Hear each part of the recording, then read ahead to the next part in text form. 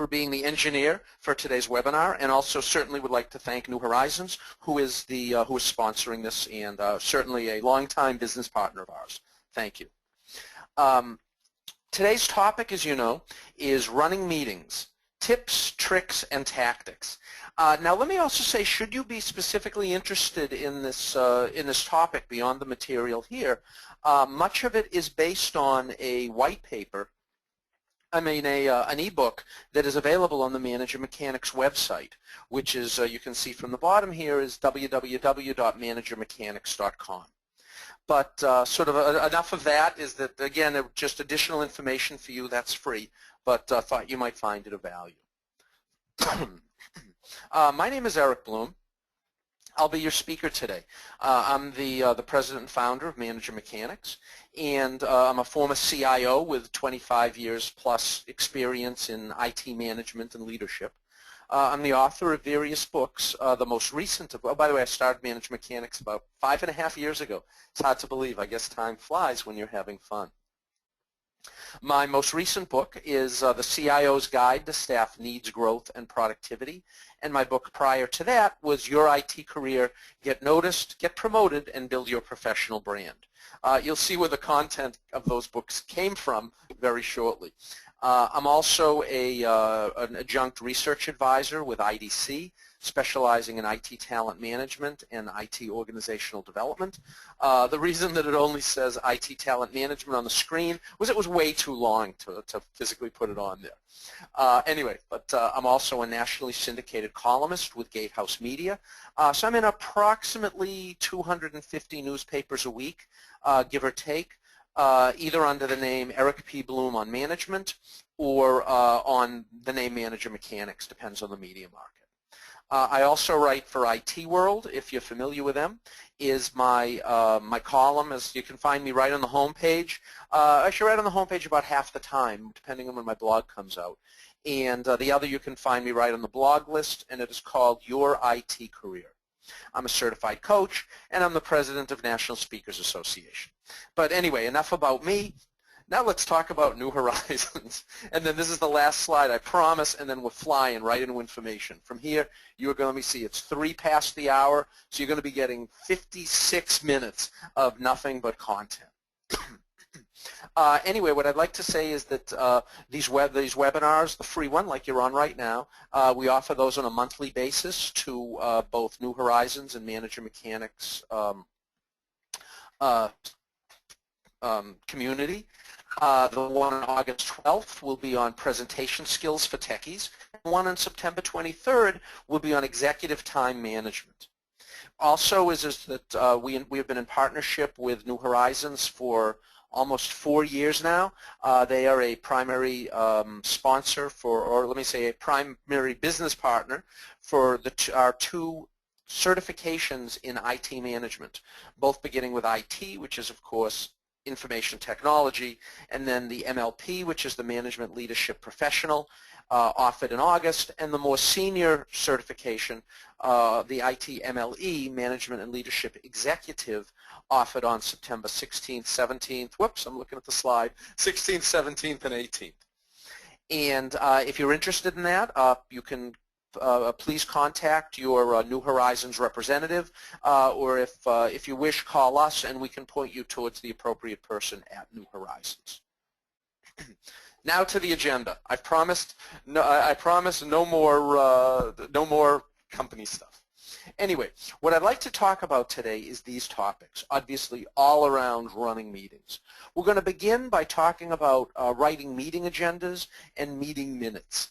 Now, I might say, meeting agendas, I hate putting those together. And I think that the universal rule is the one thing you hate more than having to write meeting agendas is writing meeting minutes. But we're going to talk about basically the importance of them both and some real tips and tricks regarding them, both to do them easy, to do them in an easy way that's not really cumbersome and such, as well as some really tactical things you can do associated with it. From there, we'll talk about the importance of staff meetings, various staff meeting formats, some really just good tips on how to run them effectively, and then just some, the official technical term is really cool ways, things you can do to just make your staff meetings a little bit more interesting. Because I must admit, I've run some and been in many that I would call them lots of things, but I don't know if I would put spiced up and exciting in the list. So let's move to our first topic, which is writing meeting agendas. Oh, by the way, let me also say, should you have any questions that you'd like me to address during the webinar, is please type them in the chat box. And if I see them, I'll answer them directly. If I don't, because, well, I'm concentrating on giving you quality content. If Anthony sees them, then he has certainly the right to interrupt me at an opportune time, and I will answer it. My goal is to make this as meaningful and as useful to you as possible. Okay. So now, why do we want to write agendas? You know, there's actually a number of things about it. Now, I'm not going to say write it because you should, or, you know, and you'll find that our material, for people who've been on our webinars before, it's very practical, down-to-earth advice, what I tend to refer to sometimes. It's the equivalent of, you know, down-home cooking. So, you know, we're going to talk about how you can tactically use this agenda thing, not theoretically, but tactically use it to your professional advantage. First of all, it sets expectations for people in the meeting. In other words, all right, what are we going to do when we get there? What topics are we going to be discussing? And by the way, I'll show you an example agenda with this in about 4 slides down, which will make this very obvious. But basically, all right, what are we going to do today is that first question. The next is it keeps the meeting on track. In fact, if you design the agenda correctly, what it allows you to do is say, sorry, we've talked 5 minutes on this topic. This is enough for you. Let's move to the next one, so that that's there also. Next is it helps manage the time spent on each topic, as well as allowing people to just mentally prepare. Let's say, for example, that your boss is having a staff meeting and you're going into it. And what happens is that there's a topic that's important to him or her that you know that you're a primary player for. You know, knowing that it's on the agenda and it's going to be on there for 15 minutes gives you a real clue that you better be paying attention to it and come in prepared. So the people in your staff will really like to get the agenda because they'll know what they have to do to prepare, to basically impress you, to do whatever is needed to make that meeting go well from their perspective. Next, it helps you keep away from topics that you really don't want to discuss. In fact, we'll be talking about that a little bit more on how agendas should be set up. But, you know, let's say there's this topic that someone wants you to put on talk about in your staff meeting this week. You can say, oh, geez, I'm sorry, I'd love to, but we've already distributed the agenda. If we have time at the end, then we'll try to get to it. But I promise you we'll put it on a future one, you know, as time allows. But we've already mailed it out. We already have people prepping for it. Sorry, you caught me too late for this week's meeting. So basically, it's a nice way of saying no. And then the last one is big for me, is that it acts as a checklist to assure that that you've talked about all the things that you've wanted to. You know, I don't know about you, but I have, as the expression goes, you know what for brains, is if I don't write it down, it's not going to happen. So what I use for the agenda, even if I put it on as just for a 2 or 3 minute item, you know, also then just sort of keeping to the idea that the agenda should be followed. What it is I personally use it as a checklist to make sure, like, I mean, I would hate to be leaving the room, you know, after the meeting and saying, oh, I can't believe I didn't mention the change in vacation policy because a couple of people in my team are going on vacation soon. So then you got to email everybody out, say, oh, I forgot about it, etc. So anyway, is that this is one of the huge advantages for you or some of the huge advantages to you of putting together a decent agenda. Next, you want to distribute the agenda prior to the meeting. There's a number of reasons you want to do this. Some of them are listed here. As mentioned earlier, you know, the last one was sort of the big list, and now we're going to get into more detail, is it allows participants to prepare. Also, the next one, it saves, now this isn't for staff meetings now, this is for everybody. It saves people who aren't interested in your topic from attending. You really don't want people at your meeting who aren't interested in being there because it just drags the room down. In fact, we'll be talking a little bit more about the energy within meetings coming up soon. Next, if people look at the agenda and say, wow, you know what, I wasn't going to go to Bloom's meeting, but you know what, if he's talking about a holiday party, then I guess I should go. So that you'll get people to the meeting that you might have otherwise just sort of blown it off if they didn't know that there was a topic on it that was important to them. And also is that, you know, you can use a status report as a mini agenda, as a mini status report. By when you mail it out to people saying, yeah, we're going to talk, you know, if one of the items is on there, debrief on Project X, then what does that say? It says that Project X has been completed. So what happens is people who can't, have to miss one meeting or tend not to come to your meetings except upon occasion if it's a topic that seems to be of value to them, what happens is that at least it keeps them apprised of the things that you're working on. Now, here is the example agenda that I mentioned to you. Now, with this is that there's a number of items here that I want to specifically point out. The title. Well, it says what it is. You know, it's a staff meeting, or it's a, I'm going to get away from staff meetings for a while because we're going to talk about those soon. You know, it's a meeting on Project X or Project Y, or to discuss some, you know, meaningful issue or whatever it is. But it's the title. Next is the location, conference room 2A, or, you know, wherever obviously it happens to be, and then the time. So what happens is people, you know, see the email or they print off the agenda and they say, oh man, I know the meeting was this afternoon. Where was it? It's written right on the agenda. So it's good to put that up top and up front. Next is look at the way that the items, the topics in the agenda are laid out. There's a number of advantages to this. You know, going from left to right, basically what you're saying for each agenda item is the what, the when, and the why. So now let's look at these. All right, meeting begins at 2 o'clock. All right, that's a pretty obvious one, but by putting it there and then it's saying that it ends at 3, that's just good there to state that, hey, I'm planning on being out of this meeting on time. But now let's look, topic 1 obviously would be whatever the topic is, starts at 2, and if topic 2 starts at 2:10, then you basically have said, hey everybody, we're only going to spend 10 minutes on topic 1. And then for the right, what it does is the list there, what that is that sets the expectation of why it's on the agenda. In other words, wait, topic 1, that's a huge topic, this whole project. Why do we only have 10 minutes? Oh, all right, it's just for our information. So basically you're just saying, hey, just wanted you to know that this is where this stands. You know, we're not doing a lot of discussion on it today, but wanted to keep you apprised. Topic 2, excuse me, which is looking for your input. This one is saying, hey, come a little prepared, you know, as they say, have your thinking caps on, because I'm going to ask you for input. I'm going to tell you about topic 2, and then I'm going to be looking for your advice, your counsel, your suggestions, etc. So the first one, I'm just going to tell you something. The second one, I'm looking for your input. Topic 3, what that is that's, hey, we got to make a decision. So so basically what you're saying there is, hey everybody, if you're interested in being in on the decision of this, yay or nay, you better come to the meeting.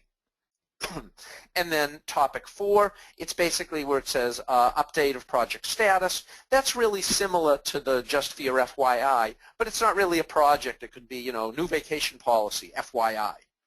Oh, all right, you know, I mean, it's not a project, it's not a status, it's just telling you something.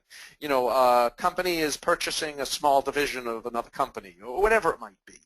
But anyway, it's those type things that set the expectations. So for example, let's say that I'm really interested in topic 1, but it said, oh, it's just for your information. All right, yeah, I was in the meetings for it. I know what Bloom knows, so I don't really need to go to that. But if it's something I'm really interested in and it's project 3, or it's, let's say I'm a business user and it's topic 4 and they're talking about my project, then maybe I want to go for that section of the meeting as opposed to if it's a status on a project that I'm not involved with. Lastly, what it has at the bottom of it is the meeting organizer, which is, you know, in this case, my name and my internal extension. Now, let's say, for example, that you have an administrative assistant reporting to you. In addition to having your name on there as sort of the meeting organizer, you may want to put on there something with, a slightly different title, meeting arranger, admin assistant or something like that, because if, let's say that I wanted to go to your meeting, but I had a question about it kind of thing, do I have to go to the whole thing, or can I just show up at 2:25 for the decision, and I can't get you, then what I could do is I could call your administrative assistant or other person who's initially doing this. So what I'm going to do is I'm going to wait about 2 seconds, and I'm just going to give you a moment to copy down some of the items on this or whatnot.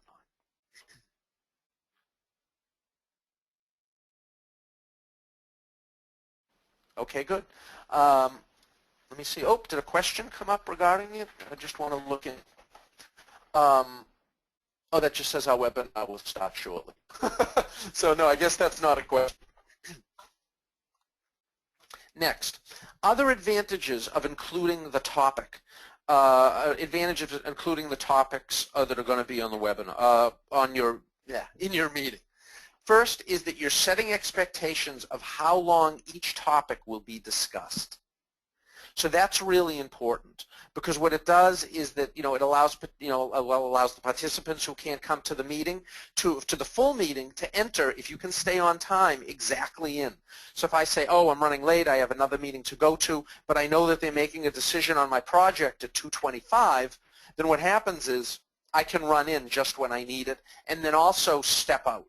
Or what happens is if I say, oh, I'm really too busy to go to the whole meeting, but I see that they're discussing my agenda item first, then I know I can go to the meeting, get it out of the way, and then excuse myself. And lastly, it shows the importance of each topic based on the length of time. So if you have an FYI on there for 2 minutes, then you're basically saying is, I'm just going to tell you something. This isn't particularly important to today's meeting, as opposed to a 30-minute discussion on topic X. So as you're seeing, just by using the agenda, whoops, there we go. The agenda as shown here is that there's a lot of information that people can get out of that. What it also does, by the way, for you as a manager, is it makes you look like you're really organized and on top of what you're doing. Now, let's talk about the agenda order. If there's a topic that you've promised someone that you would put on the agenda, yes, absolutely, we'll put it on there. Then but you really don't want it there, then what do? You put it last. And then you, accidentally run a few minutes late and couldn't get to it. But, it was on the agenda, you tried to get to it, you were blindsided, the topic 3 took longer than you wanted. I'm sorry, it was on there, we'll put it on next week's agenda and we'll put it closer to the front. So at least you've put it off some. Next, if you have a major issue or problem that you want to address, put it first.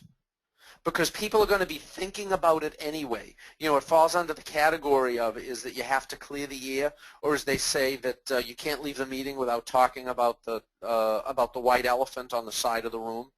Is if there's an anticipated topic and everybody sort of has it in their head, just do it first and get out of the way and get it done. In fact, who was it? It was Mark Twain who said you should eat a frog the first thing every morning. Why? Because nothing else that you're going to do during the day is going to be quite as gross and disgusting as eating a frog. Now, what did he mean by that? He didn't really want you to eat a frog. What he wanted you to do, what he's saying to you is that when you look at the things that are on your to-do list for the day, is do the thing on it that you want to do the least. Why? Because once you just get it out of the way, then you're not thinking, oh, I got to do it, I got to do it, I got to do it.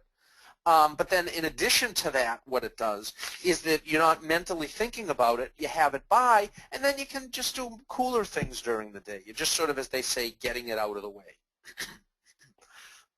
Now, the third point here is that if you want to gain agreement on a controversial topic, now what this actually is this is a negotiation tactic where you don't put it first on the agenda and you don't put it last. Where you put it is right after a few items that everyone will agree on and really like. Now, the reason that you do it that way is because what you're doing is you're setting up a process or momentum of agreement. So for anyone who's ever bought a car, is that they're sort of playing you, the car dealer. I mean, they've done it to me too, and for the salespeople who know how to do this, power to them. No disrespect meant on this. But let's say you walk in the door. I'm in Boston, so I'm a Red Sox fan. Forgive me, any Yankees fans. My cousin actually works for the Yankees, if that's any consolation. But anyway, I walk into a car dealership to buy a new car. I'm wearing a Red Sox shirt. What are the first three things that the salesperson is going to say to me? He's going to say, "Oh, you're a Red Sox fan? Oh, yeah, so am I. Boy, did you see they won last night? I think Ortiz hit a home run. That was awesome, wasn't it?" "Yes, it was." "And boy, did you go out at all last night? What a beautiful night it would have been for a home game for the Red Sox. Boy, I bet it was nice out there. That's how weather for all games should be, shouldn't it?" "Yes, it should." By the way, wasn't it great when they won the World Series last year?" "Yes, it was." "Gee, you want to buy a car for me in the next 5 minutes?" "Sure, I do." But anyway, what they're doing is they're setting up a momentum of agreement. So if you do that and you set up 3 or 4 things in a row that people agree on, what you're doing is you're not only building momentum, but if it's a group that doesn't come together that often, you're building some trust, you're building a level of success, you're building a commitment to each other on how you're working together through a topic. It doesn't mean it won't be derailed and all heck will break loose when you get to that topic. However, it increases the odds that it will be easier to handle than if you start it right out. Oh, let me just close my office door here. Obviously something's going on in the hallway. Anyway, back to this. Now, from here, we're moving to topic number 2, advantages of being the note taker.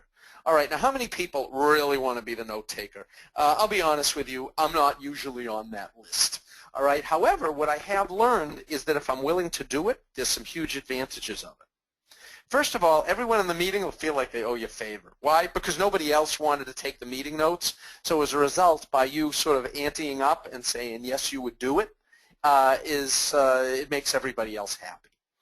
Next, it's less likely that you're going to get additional action items out of the meeting. Why? Because, hey, as it is, I already got to send out the meeting notes. Why don't you call the client? So, if it's something that's obvious for you, you'll get it. But what happens is that you've already taken an action item that you know exactly how long it's going to take, not too long, but you do have to get it out. There's a little administrative. It sort of gets you off the really should have a to-do list, an action item list.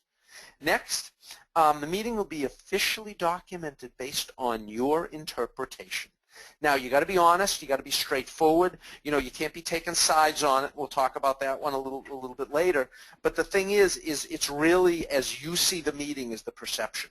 Now, I don't know about you, but when meetings come out, I would say maybe if people actually read them when you at the beginning of the next meeting say, do you accept the minutes, or if it's that formal of a thing, I would venture to say that 99% of the time people don't even read the minutes. So as a result, you're defining the official record. Next, it shows you're a team player. Why? Because you're willing to take the minutes and save your friends in the meeting from having to do it. And lastly, if you do a good job with it, it demonstrates your ability not only to write, but it demonstrates your ability to take good notes, to get things out on time, to understand a concept or a discussion and being able to properly articulate it. So all of those things are good. Next. Find a meeting template. Just something you like so that you're not going into the meeting if you know you're going to be doing the minutes and saying, oh, what's this thing going to look like? So the basic items that you want to have on it is you want to have in the meeting the date, the time that it started, also the date that it ended, by the way, and the meeting title, who the leader or organizer of the meeting was, and the list of meeting attendees. I'm going to show you a really good trick when we get to tips. If you don't know who the attendees are, oh man, that third guy on the left, you've been in 5 meetings with him and you can never remember the guy's name. We'll be talking about how to handle that. But then also what you should have for each of the agenda items, which means what? Is you want to get you want to get a copy of the agenda ahead of time so you can write down the agenda items, have them next to you, so that it'll be less writing that you need to do in the meeting. So then what you want is the agenda item, highlights of the discussion, any conclusions if it's applicable, if a decision was made, things along that line. And very, very important, the action items. Now for the action item, you need to tie it to which agenda item it was, if it in fact did tie to an agenda item. But the items you need within it are a task, the person responsible for it, the name, like Joe Smith will call the client by Friday. That's the kind of thing you wanted. If you're familiar with SMART goals, they're almost sort of the same kind of thing as SMART goals. So you can look back and say, gee, was this task done? If it just said someone will call client, then first of all, no name is on it, which means it's not going to get done, and it doesn't give any deadline as to when the client should be called. Tips on taking notes. If you get one thing out of this section, it's this one. You're going to do this once, and you're going to think of me. No, actually, you're going to think of New Horizons, and you're going to think of our certification training. But anyway, if you can't remember the names of a couple of people in the room, then what you can do is, rather than write down the names yourself, is pass a piece of paper around and say, hey, will everybody just sort of write their name clearly on it going around the room? And people are happy to do it. Just take an attendance. It just makes it easier because they know that you're going to be wanting to write things down related to the meeting. They're happy to write their own name on a piece of paper when you get around as it goes around the table. And then what does it do for you is not only does it save you the embarrassment of saying, oh, what was your name again? I know we've met a few times. But then also is you'll know his name. At the end, you'll have it written down, and by the order of it, you can tell who he is if you know the person sitting on either side of him or her. So then you look at the name a few times and think the guy's name is John. All right, and then you can sort of remember it moving forward. Use bullet points wherever possible, because they're easier to write, and quite frankly, they're easier for most people to read. I know I much prefer bullet points to anything textually written because I can absorb it much quicker. And also, don't feel you have to write everything down. First of all, a lot of what's said in the meeting is generally, an awful lot of it. I mean, unless you're in a law firm and everything, in a courtroom and everything has to be written down word for word, usually a lot of what's said in the meeting is really not noteworthy, so to speak, and sometimes, it's just stuff that you really don't want to ever have documented. But only write down the conclusions, if a key point is made, things along that line.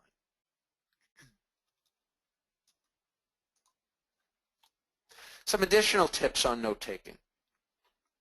Finalize it and distribute it as soon as possible. Why? Because otherwise it's just another thing on your to-do list nagging you to get done. And second of all, it's fresh in your mind. So if you're like me and you don't take the best notes in the world, you'd say, oh, what did Bill say? Well, if the meeting was 5 minutes ago, it'll be a lot easier for you to remember what Bill said. Next is be factual, not opinionated. You don't want to take sides in this. You may decide to word something in a certain way that may, minimize an impact or be a little more politically correct. But thing is, you got to be factual. These are notes from a meeting.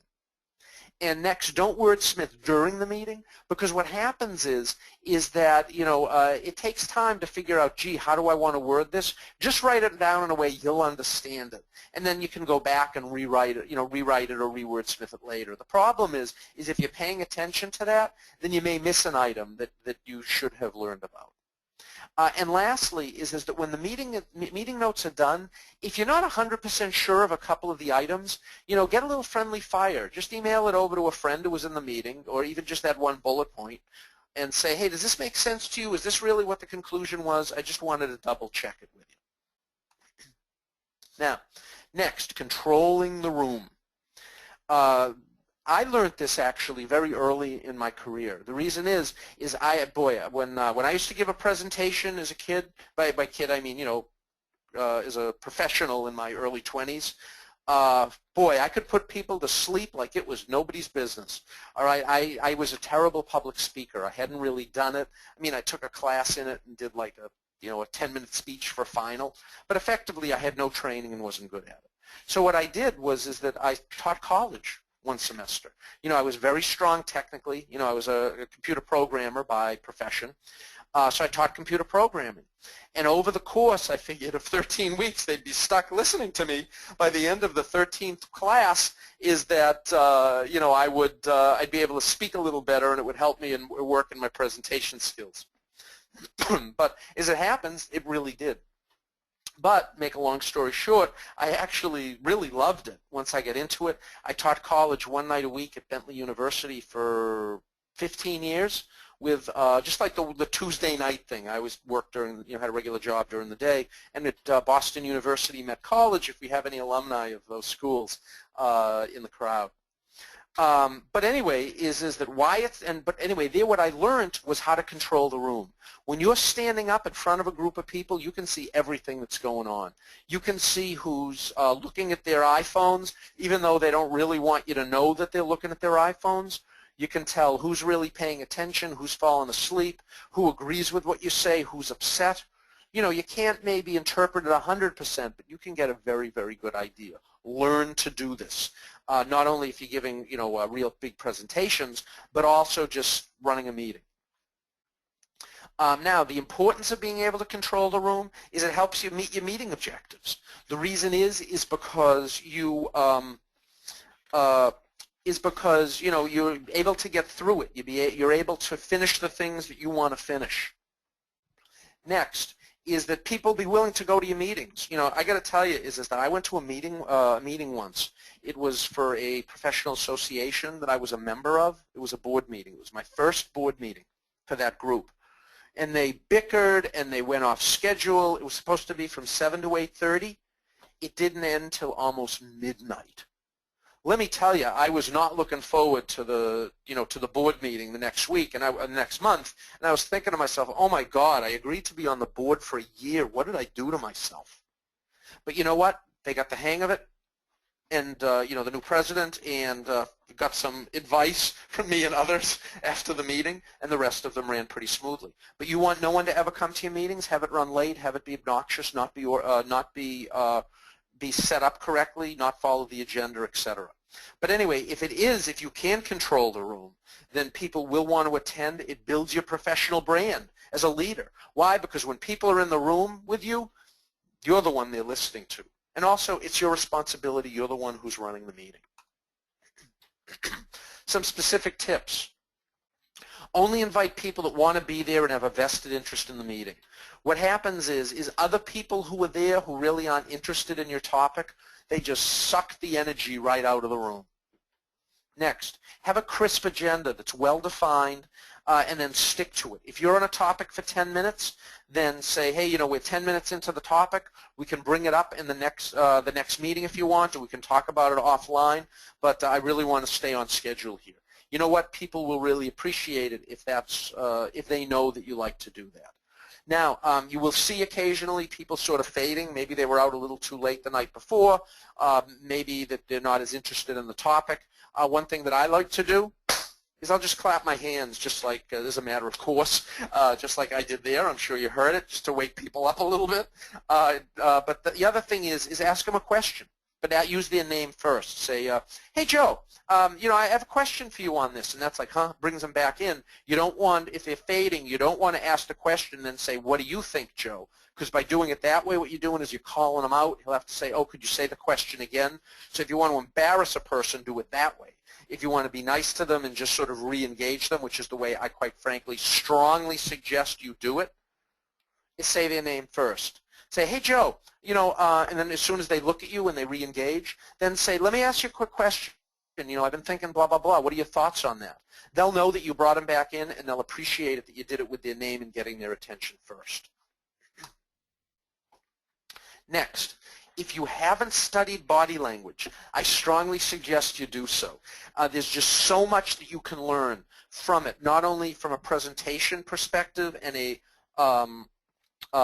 professional branding perspective, but also you can gain a lot of knowledge from other people. And there's this concept called mirroring. If you want people to be excited about a topic in a meeting, you be excited first. As the leader, they'll play their body language back with you. You can see it. Next time you're in a meeting, sort of sit back, see if they mindlessly sit back? If you sit forward, do they sit forward? You know, there's a lot to learn around body language. So again, it's not for today's topic, but if it's something that you're interested in, I love to study it, and I think you should do the same. Next, start on time.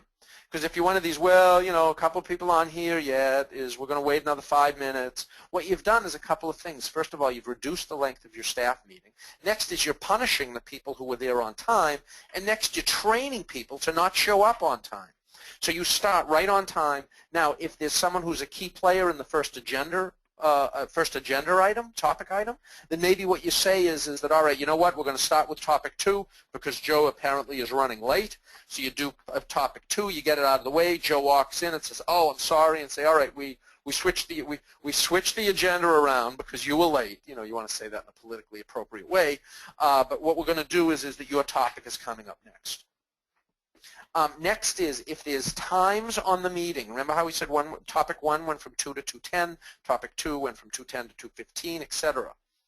What that does is that allows you to politely interrupt people who are going on and on and on about a topic. So what it does is you don't have to say, all right, we've heard enough from you, Joe. I hope there's not a Joe on the line. I don't actually see the list here. If there is, please know that I'm not picking on you. I just decided to use the name Joe today. But anyway, it allows you to say, hey, Joe, this is great stuff you're saying, but I really need, in fairness, to keep the meeting on along to the agenda on time. So I'll tell you what, why don't you and I take this offline after the meeting? Anyone wants to join us, you're welcome. So what you've done in a polite way, you've basically quieted the guy down and you get to continue to the next meeting. Next, don't be boring or uninterested in your own topic. I love this picture, isn't it? Rawr. You know, I saw this one and just had to find a slide to put it on. But anyway, if, you know, along with body language, along with energy, is that it comes from you. You're the leader of the band when you're running the meeting. You know, there's an old Chinese proverb that a fish rots from the head down. So if you're really bored and don't look like you don't want to be there, you can believe that the people in the room won't want to be there either. Now, the importance of staff meetings. I love this saying. This is actually my quote. It's in big blue letters, which means I have to read it to you. Staff meetings are like dentist appointments. You know they're really good to have, but 5 minutes before the meeting, you can think of about 1 million things you'd rather be doing. Okay, so this is our pivot actually into the staff meeting topic.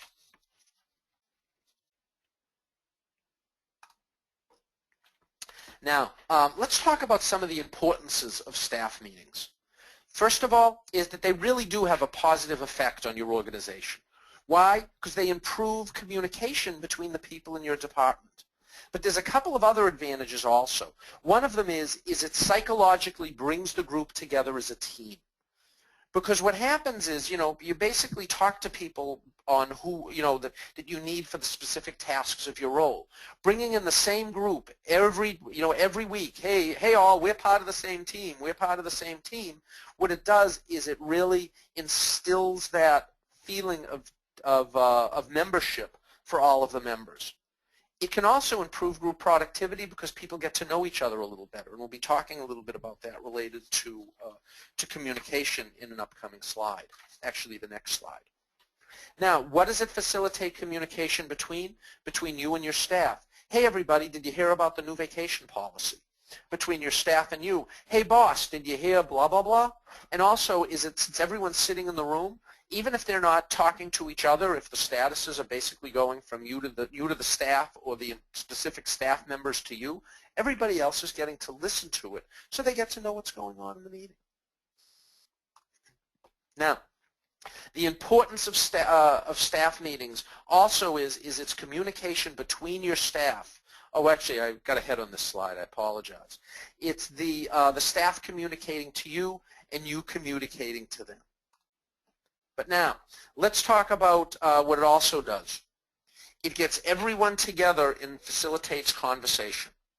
Now, this conversation could be personal. You know, like, hey, you know, how's the family going? I heard your kid had the flu. Oh, yeah, feeling much better, but gee, you know what? Now my wife has it. Blah, blah, blah. All right, is that all those types of conversations are good, whether they're work-oriented or they're personally oriented. The reason is because either way it's a win for everybody, as you see there, the company, the department, for you as the manager and for the members. Because do you know what the #1 leading indicator of job satisfaction and reduced attrition is? Having friends at work. So if you really like the people you're working with, well, the job's okay. You know, what I do is, you know, is what I do. But boy, I love the people I work with. You know, I go there, we hang out on the weekends together. It's really great. All right, is that by having staff meetings, just bringing people together, letting them get to know each other a little bit, has enormous value, business value, even if they just become personal friends and they're not talking about work stuff. And of course, what it also does, it, you know, coordinates efforts of what the team's working on, and it can be used to prevent redundancy or two people doing the same thing. You know, like the example of, well, yeah, I'm building report 2 today, and someone else in the room says, wait a minute, I'm working on report 2. Oh, really? Oh, I thought that was mine. No, you had report 22. Oh, gee, I'm glad you said that, or we'd both be doing the same thing. Those are the things that just come out sort of in the matter as a matter of discussion.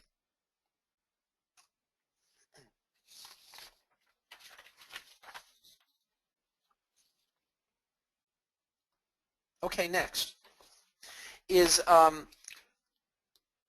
you should have your meetings weekly. When you have them weekly, you become a team. You know, people's work dictates who they communicate with. So let's say that me and Joe, we never talk to each other. Why? Because I'm working on project A, he's working on project B. Why should I bother getting associated with him? You know, I'm never going to talk to him. I'm not working with him.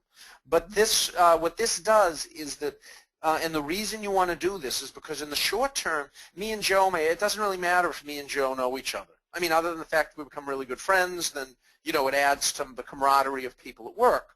But what happens is in the nature of today's employment, basically there are 2 types of people in the American workforce. This isn't my line. I heard it somewhere. I wish I know where I heard it, but I love it.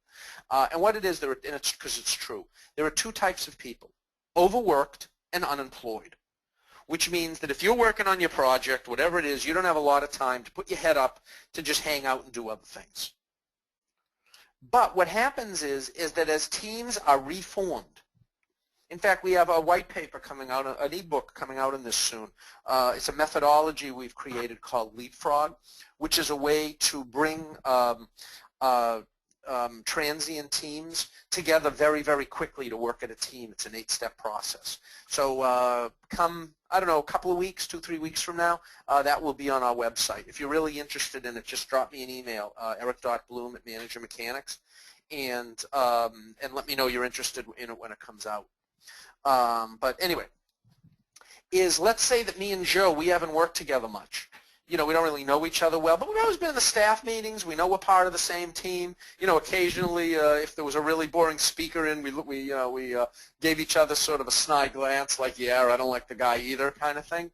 So that when Joe and I end up working together on another project, we're already acquainted with each other, have a little bit of a trust, and have built a little bit of a relationship. The other side of that coin is that if Joe and I, for some reason, between our projects or whatnot, run into a problem with each other, there's a conflict that arises, well, you know, if we had some sort of a better idea of who each other was and we were, you know, generally acquainted, it's easier to get by that. In fact, one of the things that they teach you in to help minimize conflict as part of conflict resolution as well as negotiation is to try to build a relationship with the person prior to having to do the negotiation or prior to difficulties coming between you, because they're easier to solve. From here, what I'd like to do is change direction on you again and now start talking about 4 different staff meeting formats. So now we're right in the heat of staff meeting stuff. What the 4 of them are is they're called, as you see here, hey, let's get together and talk about stuff. Once around the room, a weekly specific agenda, and a standard weekly agenda. Now, the first one is the, hey, let's get together and talk about stuff. Now, this one, first of all, it's totally unstructured. It has no specific agenda and no topics. It's just basically, it's the least productive, and you really don't want to do this one. The reason is that it could run for 5 minutes. No one has anything to talk about? All right, cool, see you next week. In which case, why did he pull us all together if there was nothing to talk about? Or what happens is if it's a whole number of topics and there's no agenda around it, is that it's easy to basically have your staff meeting go for an hour and a half or an hour and 45 minutes, and then people are walking out of the room saying, wow, I really could have used a 5-minute staff meeting today. I have way too much to do to spend that much time in this. So it makes you look unprepared. It makes you look unorganized. It makes it harder for your team members to plan things, around their day, because they have no idea how long the meeting is going to last. So basically, if you do these type of agendas now, don't do it. If you walk into a meeting totally unprepared and say, wow, I didn't have time to do the agenda this week, then what you want to do is this one, once around the room. Why? It's structured. If you're used to doing a regular agenda meeting, which we're going to get to for the third and fourth one, and you just didn't have time this week, rather than saying, gee, I didn't have time to do the agenda, what you can say is, well, you know what, once in a while I do like to do a once around the room without an agenda, because, we get to hear a lot of other good things that other people are doing that are particularly, built into the formal status stuff. So what I'd like to do in this week's is I'd just like to hear a little bit about what everybody's working on so that everybody else can hear what everyone else is working on also. What it does, it makes you look totally prepared, like you designed that this meeting was going to be, the meeting was going to be in this format, and the next week you'll go back to your more formalized process. But the way that once around the room works is it's exactly what it sounds like. You go around the room and everybody gets to talk. They can talk about their projects, whatever it might be that they want to raise up to the group. Like all good things, there's some difficulties with it. What happens is if your team has, say, 2 groups of 3 in it, and the 3 of them are working on the same thing, what happens is that the first person gives the status, person 2 says, yeah, what person 1 said, and person 3 says, oh yeah, well, I'll add this one little point, but other than that, it's what person 1 and 2 said. So as a result, there can be some redundancy depending on how your team is put together. The other thing is if you have people in your team who basically every time you ask them a question, it's like they're reciting the book Paradise Lost, is that you really don't want to say, hey, all right, I get it, enough, let's move forward.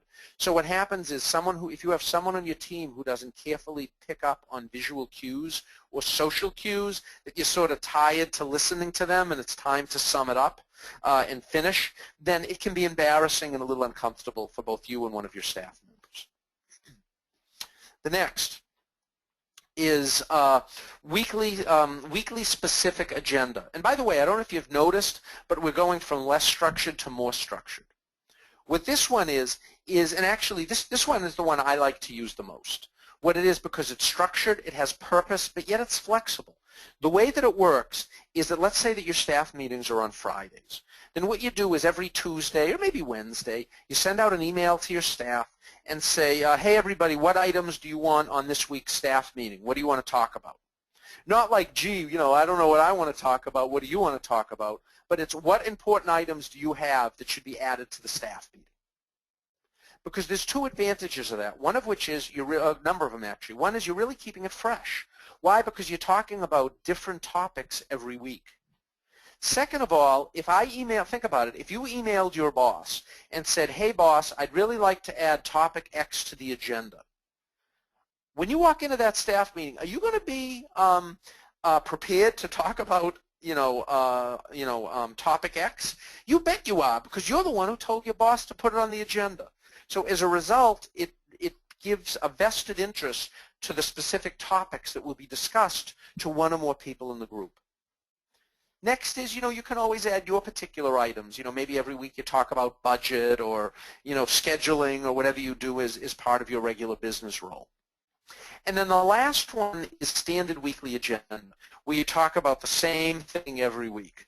You basically have a standard. In a lot of cases, what you'll get with this one is, this is typical new business, old business, things along that line. At the end of the day, what I've always found, unless you need to do that formal sort of Robert's Rules type meeting, for regulation or because it's required, because it's some official committee meeting or something like that. Usually what happens is that someone will say, hey, an important topic that you'll want to bring up in the staff meeting, or that someone else will. So usually if it's a standard weekly agenda, it usually reverts back to the weekly specific agenda anyway. So just sort of, know that. Next is some quick tips on running staff meetings. I have this slide here for two reasons. One of which is I really needed somewhere to use this picture. My stepdaughter is a school for bakery and pastry, and this is just too cute. In fact, what I'm going to do after the meeting is I'm going to cut it and paste it and send it to her, just because, again, it's just a really cute. They're really cute cookies. But anyway, back to the topic at hand. Just some tips on running successful meetings. First, again, distribute the agenda a day ahead of time so your staff will know what they're in for. Nobody likes to be saying to the boss in front of the whole staff, oh, gee, I'm sorry, I wasn't really prepared for that topic. Next one, unless it's mission critical, everybody shows up. And they need specific permission to not show up. Because what happens is, if they didn't have to, who would go? I mean, do people, next time, have you ever woken up in the morning and say, oh, it's Wednesday, great, we have our staff meeting from 2 to 3. Unless you're waiting for some great news, or it's the day that they're giving out, the bonus checks in the staff meeting, or it's, you're presenting something that you're very excited about. It's, oh, man, I can't believe staff meeting 2 to 3. Wow, I didn't consider that, and I got a lot to get done today. So as a result, you got to require everybody to be there, and you got to make it interesting, which will bring us to the next slide.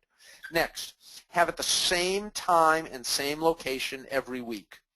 Why? So that people will know where it is and when it is, and they're not futzing around looking for conference rooms, and it's building ongoing consistency. They know that on Tuesdays when they show up in conference room 2A, it's the staff meeting, and they got to roll. What it is it's employee conditioning. And lastly, if it's right after lunch, bring cookies, which ties to the picture. Why? Because everybody likes cookies. Or bring fruit. Or if it's first thing in the morning, once a month, bring bagels on your own dime, or expense it to the company if you can. Why? Because it's nice. You really want to mix it up. Instead of bringing the standard cookies that everybody brings, bring Twinkies. You're a technology group, right? Bring Twinkies or Devil Dogs, or the first staff meeting of every month. Just bring in some crazy food thing, and get everybody thinking about it. Oh, great! It's the first staff meeting of the month. I wonder what Eric's going to bring today. What did he bring last time?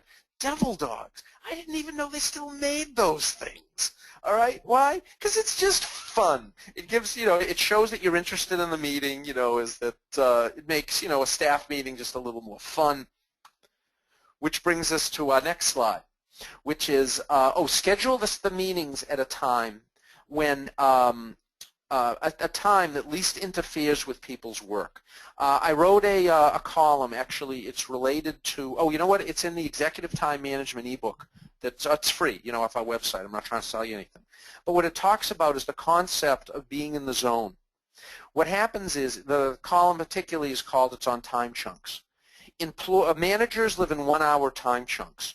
What we do is we go from a meeting from 9 to 10, 10 to 11, 11 to 12. If we're lucky, we don't have a lunch meeting, and then 1 to 2, 2 to 3, etc.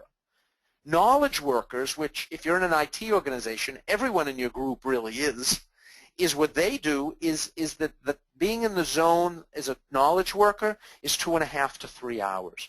Think about it. You're in the morning, you start writing a computer program or a testing, or you're writing out your performance reviews as the manager for your team or whatever it is. Gets you a little into it, and then, boy, you're in the zone. You're flying. You know exactly what you want to say. It's a time of super productivity. If you want to destroy your team's productivity, have a meeting every day from 10:15 to 10:30, right in the middle of their morning zone. So the answer here is find a time when it's sort of a downtime and less productive in general for your team, because that way you're not reducing your own team's productivity by having a meeting that you're requiring. Next is try to show a short, informative, or fun YouTube video. Is that put that on the agenda. People will be coming and saying, "Gee, I wonder what the agenda, the YouTube video is today." Now, I'll just say two things on that. One is that if you're doing it off of YouTube, you have to be careful, because even though you may have vetted the YouTube that's displayed, you cannot vet the stuff that's going to come up around it on the page after the video ends. So you may want to say something like that. I do this in class, in my classes actually. Occasionally I'll include YouTube videos. And I'll say to them up front, hey, I know the video is good, but I can't promise you what's going to come up around it. Just let me give you that disclaimer right now. It's impossible to know because it's randomized what's displayed.